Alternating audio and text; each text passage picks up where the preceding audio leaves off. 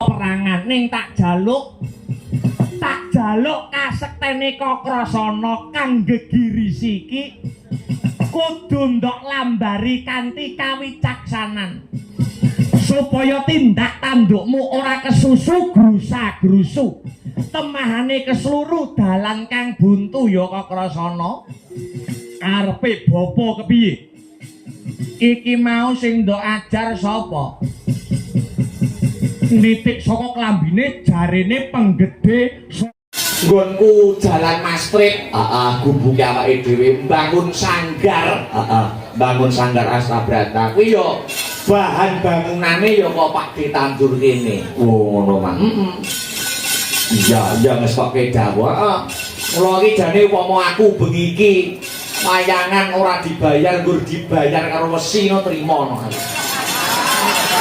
iya nek wis kadung lunas kok iya mak yo ora dadi boyo ngopo luar biasa iya ternyatane bengi iki apa meneh disumbuhke yo kuwi disiarkan langsung no live streaming YouTube awake dhewe kaya adal saben yo kuwi channel YouTube Astabrata Media ora mung channel YouTube awake dhewe ning sing nyarke uga akeh dari kanca-kanca dulur-dulur YouTuber yang lain ngono ya Mak melu siaran langsung live streaming YouTube bebas kok Mak bebas live streaming malah aku ki tau ngerti no salah satu channel YouTube kuwi nek live streaming ki nggo HP ora nggawa kamera gede tek suarane ya ora dilebokke ning sound system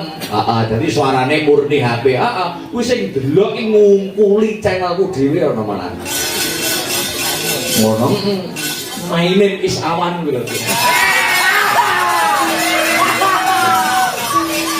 ayo kowe akeh karo sing nonton iya YouTube awake dhewe nganti kalah akeh karo kowe namung nggo HP kuwi suarane ora dihubungke sound dene awake dhewe arep nggawa kamera pirang-pirang ya ora dadi boyo pangopo ngono iki jenenge manfaat kanggo wong liya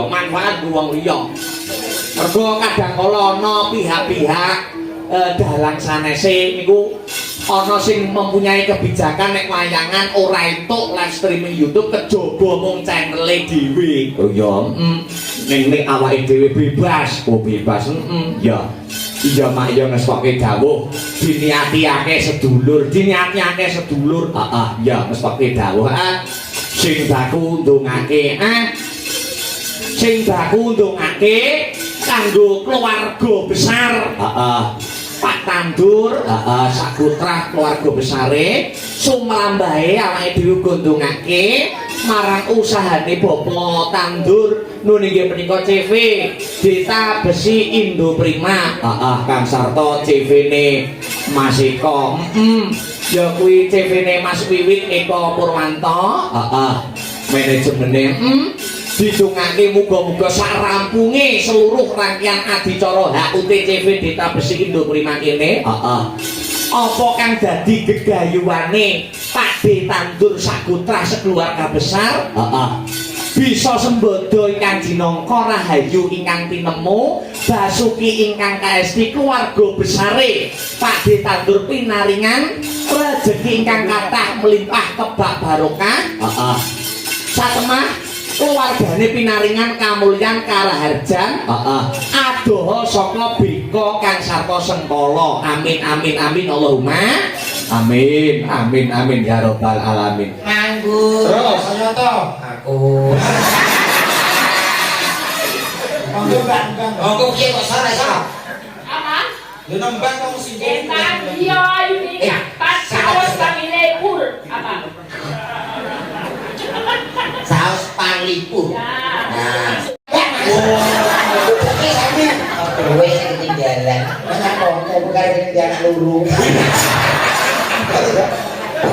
terus maksudku masalah cocok katene cocok ini dari apa ta dari apa siden kita tamu laris ya laris kok kita laris wah iki cara jadi keren tumbuh tutut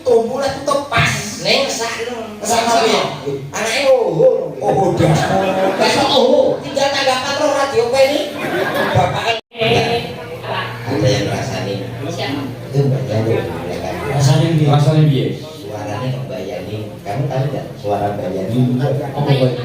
Nggak tahu ya? Kamu nggak tahu ya? Suaranya debat.